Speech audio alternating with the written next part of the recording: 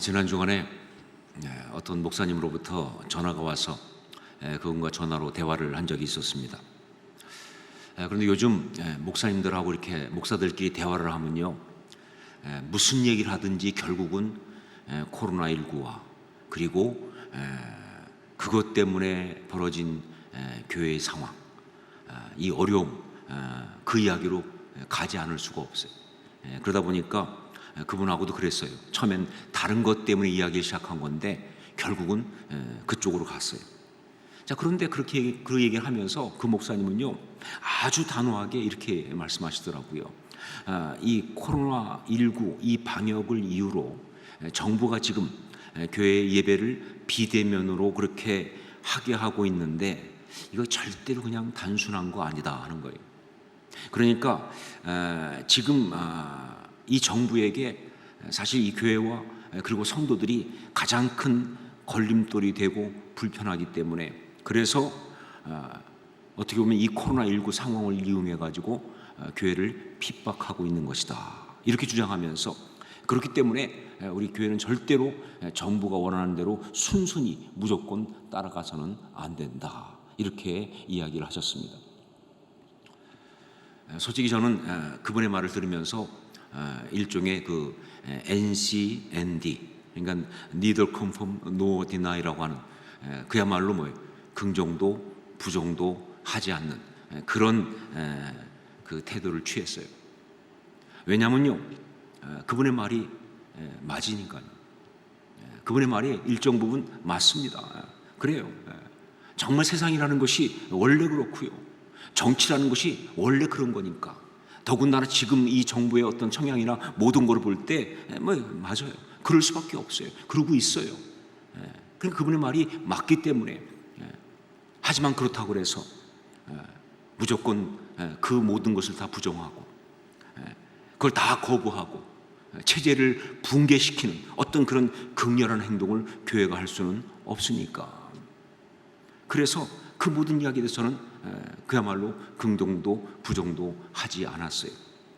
그러면서 그 얘기를 하다가 결국 마지막에 그 목사님도 같이 동의할 수밖에 없던 게 뭐냐, 참 어렵다. 이런 상황에서 교회가 어떻게 해야 되느냐, 참 어렵다 라고 하는 이야기로 말을 끝낼 수밖에 없었습니다. 여러분, 정말 지금 한국교회와 성도는요, 참 심각한 어려움에 빠져 있습니다. 지금 이 교회는 또 성도는요, 세상을 상대해야 하는데, 그런데 그 세상이 다른 것이 아니라 바로 지금 이 나라의 통치자이면서 또 이 나라의 대중들이면서 바로 이 나라의 권력이기 때문에 그런 것입니다. 세상을 정말 이 세상에서 호흡하면서 살아가려고 하면 결코 떠날 수 없는 그런 현실이면서 동시에 그것이 끝없이 우리의 소중한 가치 신앙을 위협하기에 그것과 싸우지 않을 수 없는 바로 그런 상황, 이것이 바로 지금 우리의 상황이기 때문에 그렇습니다. 자, 우리는 어떻게 해야 합니까? 이런 상황, 이런 세상 속에서 신앙인은 어떻게 해야 합니까? 그래서 사실 이런 세상과 이 어려움, 이거는요, 지금 코로나19 때문에 벌어진 지금이 처음 있는 게 아니에요. 지금 들어서 새삼스럽게 이런 세상과 이런 어려움을 겪는 그런 일이 처음 생긴 것이 아니라, 사실은 노골적이냐 아닌가의 차이일 뿐, 교회가 이 땅에 세워지고 그리고 정말 이 땅의 가운데 그리스도인들이 있어온 이 그 순간부터 어쩌면 계속된 이야기다라고 볼 수 있는 거예요. 아니, 그 이전에 바로 우리 주님 예수 그리스도께서 가장 먼저 경험하신 상황이 이 상황이에요. 여러분, 성경 보면 알지만 예수님은요, 그 당시 세상이라는 그 권력, 그 유대인들과 로마 정부, 이것과 상황 속에서 참 많은 어려움, 그 모든 걸 싸워 이기면서 복음을 전파하셨으니까 바로 그 상황이에요. 자, 그런데 이런 세상, 이것이 이렇게 정치적인 어떤 그 권력과 그런 것들과 상대하는 것만이 아니라는 게 또 문제가 있어요. 이게 그냥 단지 정치라든가 뭐 어떤 그런 어떤 권력이라든가 이것만이 아니라 훨씬 더 폭넓죠. 우리가 살아가면서 하는 모든 경제 생활, 다 세상이에요. 우리가 정말 하고 있는 모든 삶 속에서의 경쟁 이야기 다 세상이에요. 심지어 우리가 살아가는 이 모든 문화 세상입니다. 어떤 이 모든 시대의 흐름 세상이에요. 이게 다 포함되어 있고요. 어쩌면 이것은 우리에게 더 직접적인 어려움과 위협이 되는 세상이기도 한 것. 이게 문제가 되는 거예요. 자, 우리 신앙의 사람은 이런 세상과 마주하여 어떻게 해야 하는가? 어떻게 하는 것이 바른 것이고 어떻게 하는 것이 우리 하나님의 뜻이고 하나님께서 원하시는 그것인가? 놀랍게도 우리 주님께서 주님의 제자된 우리에게 이 복잡하고 만만치 않은 세상과 직면하며 살아가는 아주 분명한 지침을 주셨어요. 이렇게 복잡한 상황인데, 이렇게 정말 이 어려운 상황인데, 근데 우리 주님께서는요, 우리 주님의 제자된 우리에게 놀랍게도 아주 분명하고 확실한 지침을 주셨다는 것이죠. 그것이 바로 마태복음 10장 16절에 나오는 이야기입니다. 마태복음 10장 16절 말씀을 함께 읽도록 하겠습니다. 같이 읽습니다. 보라, 내가 너희를 보냄이 양을 이리 가운데로 보냄과 같도다. 그러므로 너희는 뱀같이 지혜롭고 비둘기같이 순결하라. 이 말씀은요, 예수님께서 당신의 제자들을 처음으로 세상을 파송하시면서 주신 말씀이에요. 그때 주님은요, 분명히 이 세상 가운데 주님의 사람으로 살아가는 그것이 무엇과 같다 했느냐? 바로 이리 가운데 있는 양과 같다, 이렇게 묘사하셨어요.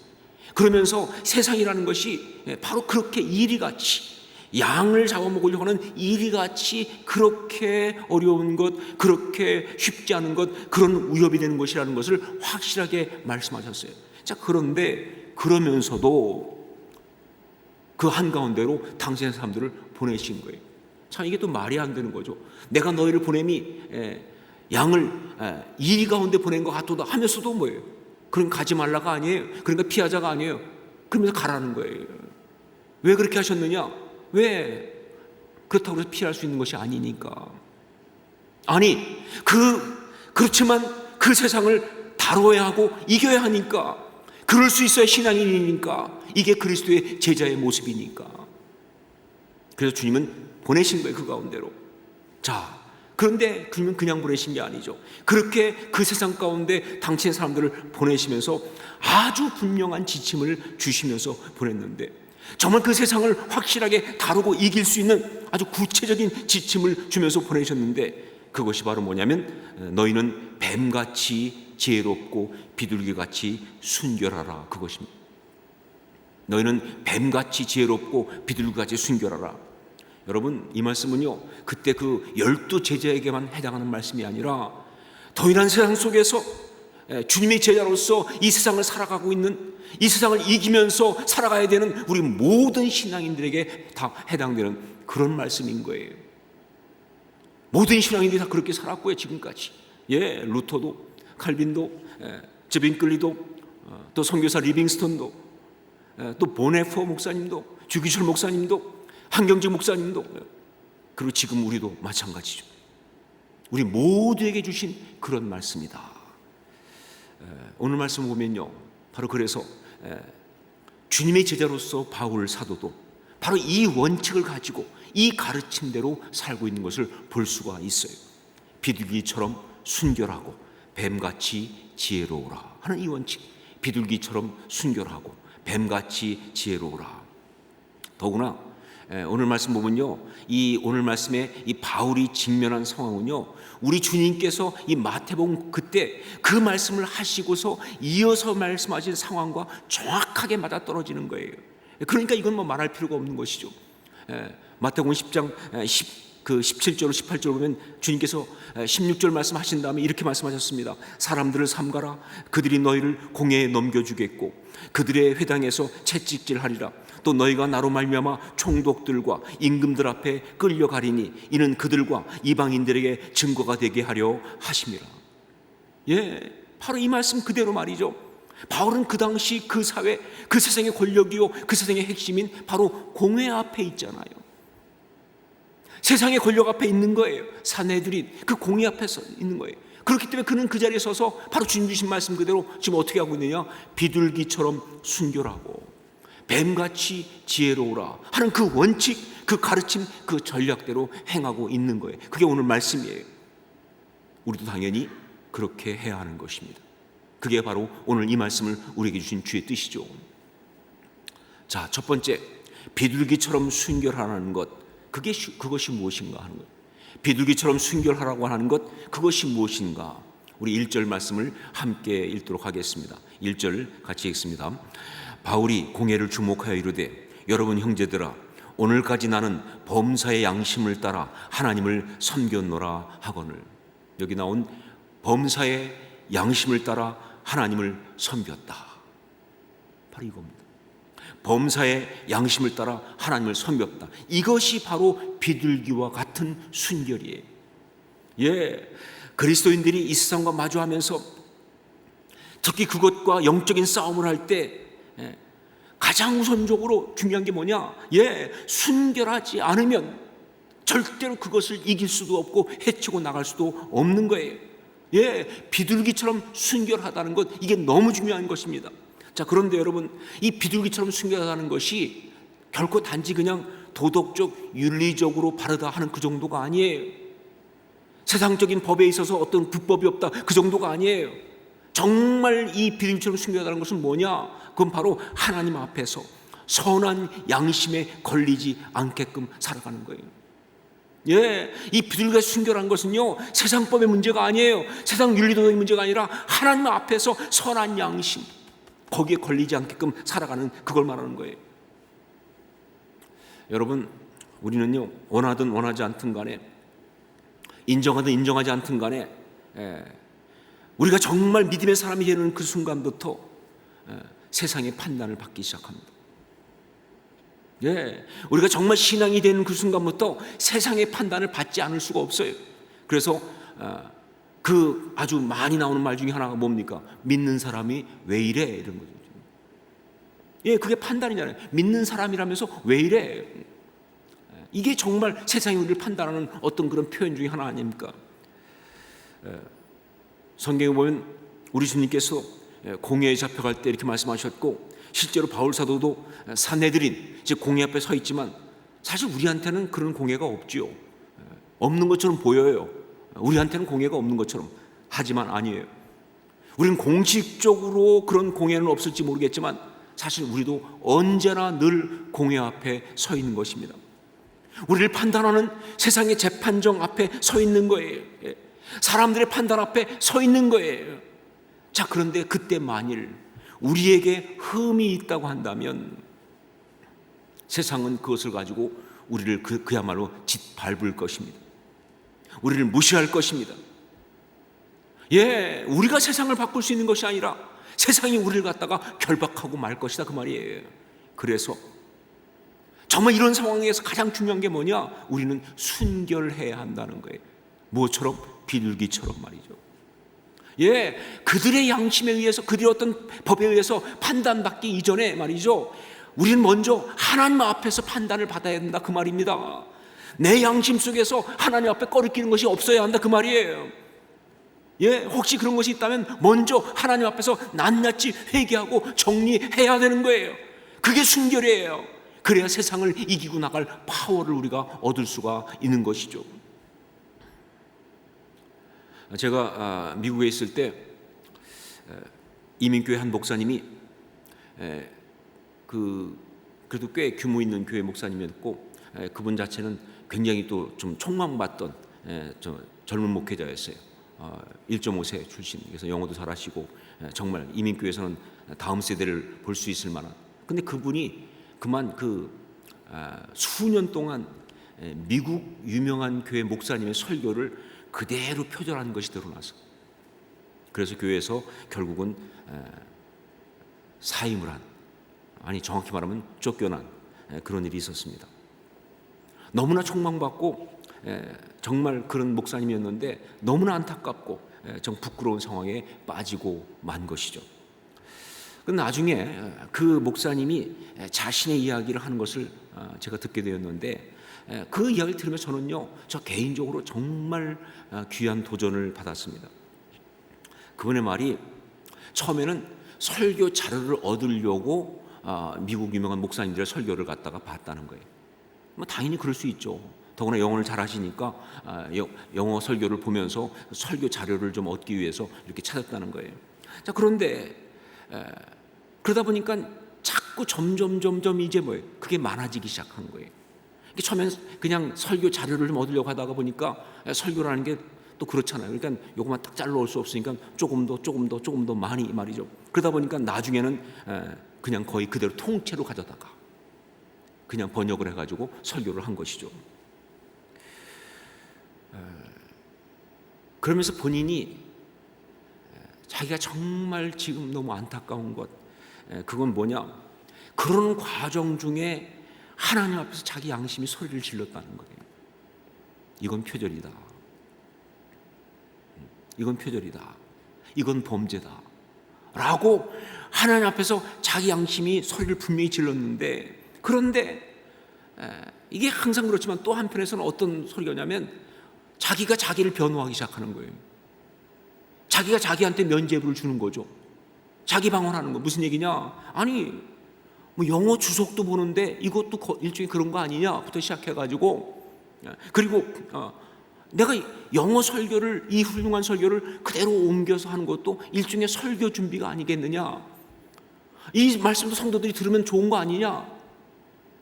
그리고 말이죠, 또 한쪽에서 들어온 생각은 뭐냐? 영어 설교 한국 사람 중에서 듣는 사람은 없으니까. 사실 이민교회에서 그렇게 영어 설교 잘 안 듣거든요. 그러니까 영어 설교 듣는 사람 없으니까 이렇게 해도 걸리지 않을 거라고 하는, 참 이게 문제예요. 걸리지 않을 거라고 하는 그런 생각까지 딱 들어오면서 그래서 계속 해나갔다는 거예요. 그러면서 그분이 마지막에 하는 말이 그거예요.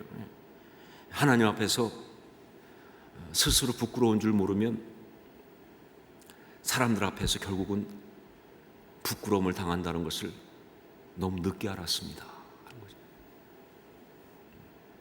예, 하나님 앞에서 스스로 부끄러운 줄 모르면 세상 앞에서 우리가 부끄러움을 당합니다. 그러므로 비둘기처럼 순결하라고 하는 것, 이건 정말 중요한 우리의 영적인 지침이에요. 세상을 이기면서 살아가기 위해서 말이죠. 두 번째, 또 생각할 것, 뱀처럼 지혜로우라고 하는 것, 그것이 무엇인가 하는 거죠.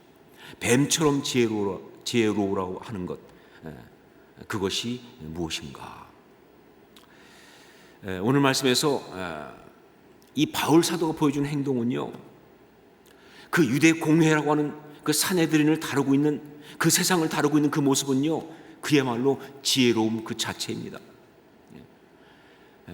우리가 이 세상을 살아가면서 반드시 보여야 될 바로 그 지혜로움, 그것을 갖다가 바울 사도가 그대로 보여주고 있어요. 특별히 두 가지의 지혜로움을 사도 바울은 지금 보여주고 있는데, 그 중에 첫 번째가 뭐냐? 세상에게 빌미를 주지 말라라는 지혜로움이에요.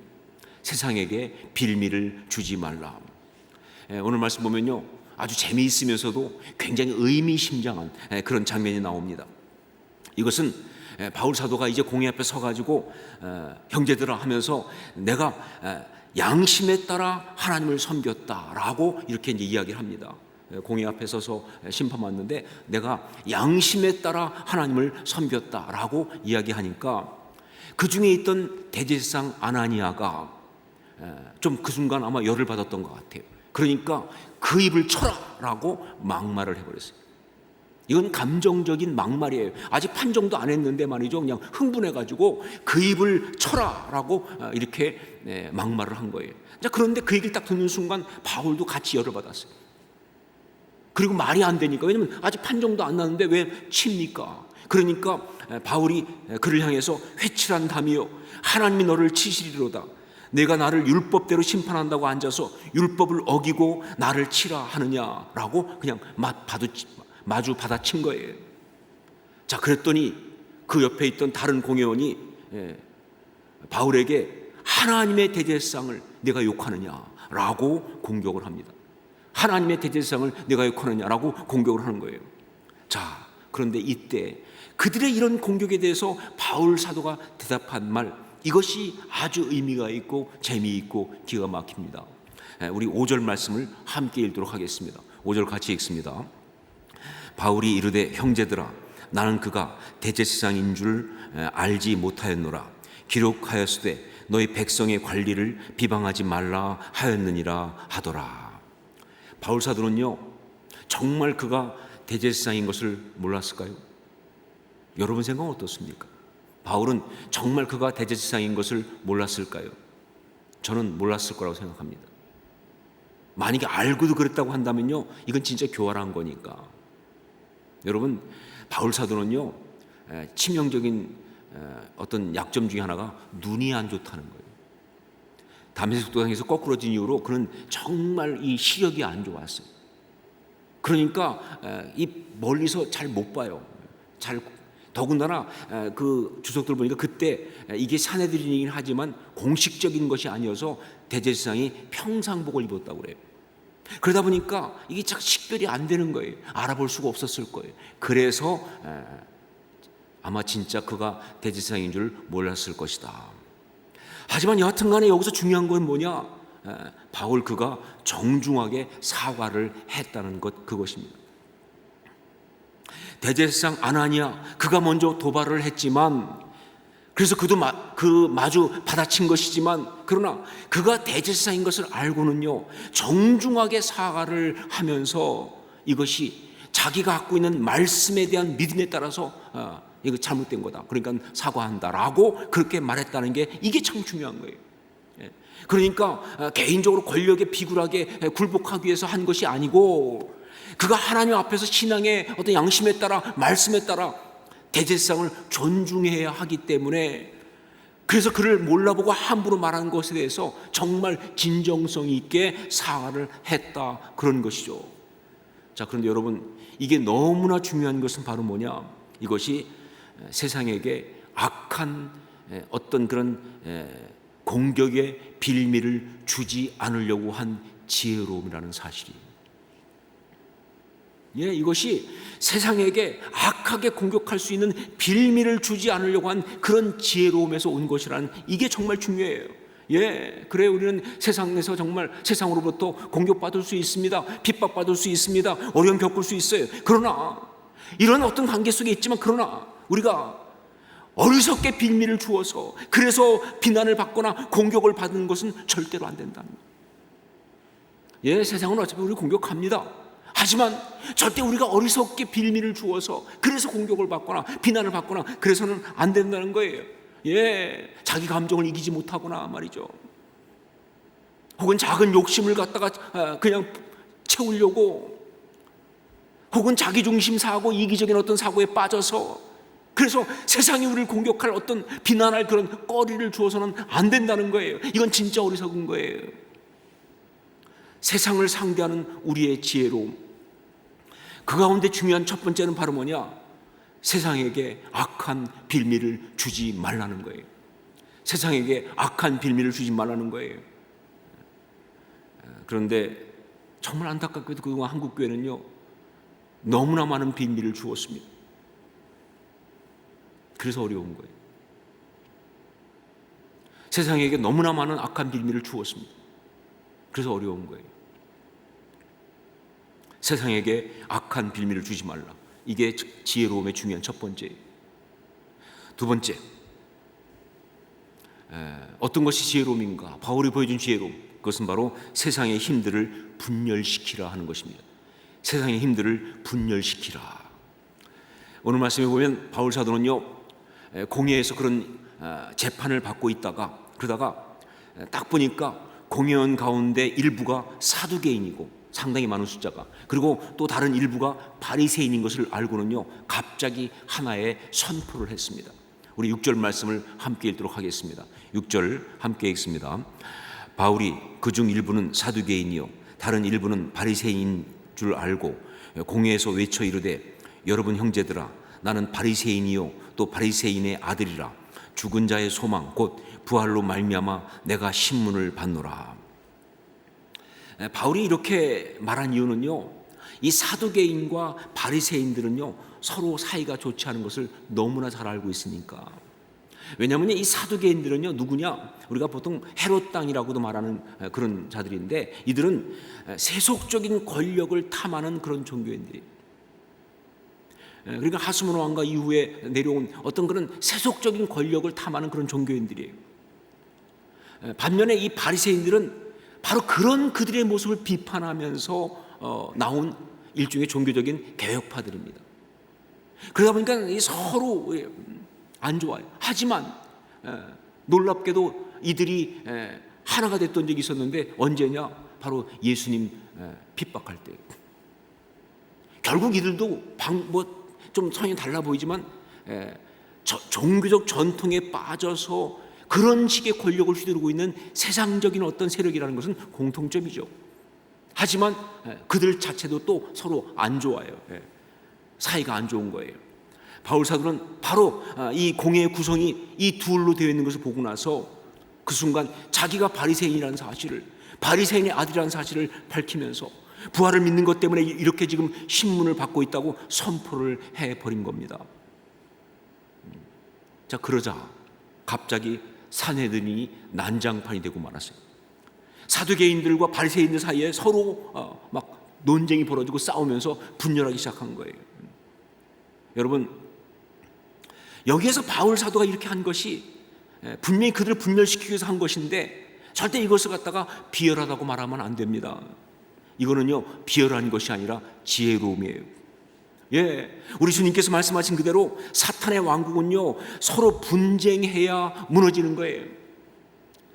우리 주님께서 마태복음 12장 25절에 말씀하신 것처럼 사탄의 왕국은요, 서로 분쟁해야 무너지는 거예요. 그러니까 우리는 할 수만 있으면 세상의 악한 힘들이 말이죠, 서로 분열하게 만들어야 돼요. 이게 중요합니다. 세상의 악한 힘들이 서로 분열하게 만들어야 돼요. 그래요. 저는 이렇게 봅니다. 영적인 싸움에서의 핵심은 바로 이 분열이다. 영적인 싸움에서 핵심은 바로 이 분열이다. 그러니까 세상 앞에서 우리가 분열하면요, 우리가 패하는 거예요. 반면에 세상이 스스로 분열하면 그것들이 무너지는 거예요. 근데 안타깝게도 그동안 한국 교회를 보면요, 세상 앞에서 우리가 분열했어요. 그리고 지금도 악한 것들은 우리를 분열시키려고 지금 하고 있고요. 여러분, 그래서는 절대로 안 됩니다. 우리가 세상의 악한 힘들을 분열시켜야 되는 거예요.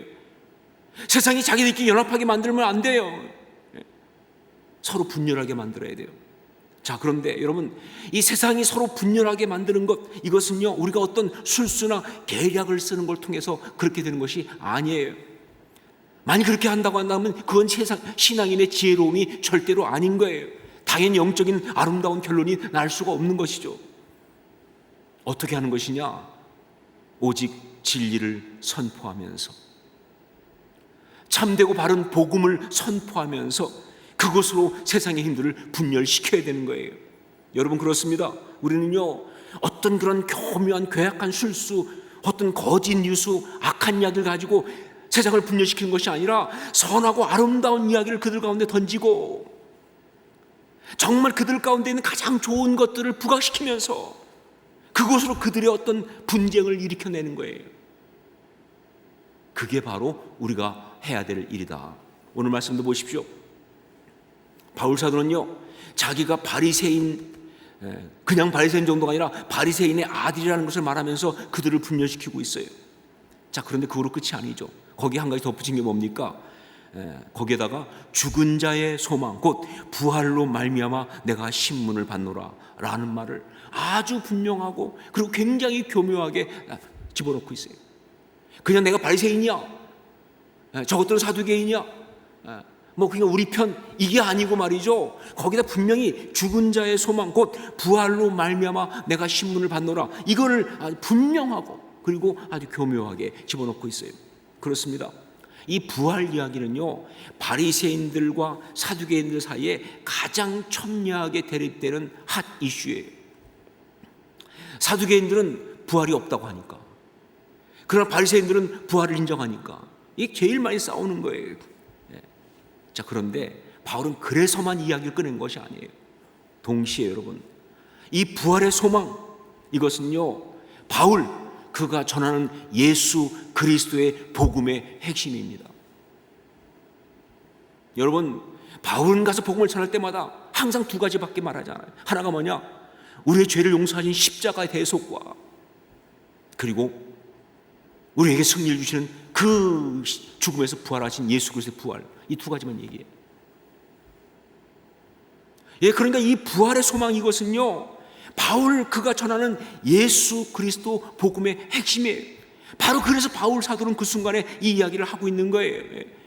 복음을 선포하면서 동시에 그들을 분열시키는 이런 것을 가지고 요즘 유행하는 말로 하면 신의 한 수라고 하는 거예요.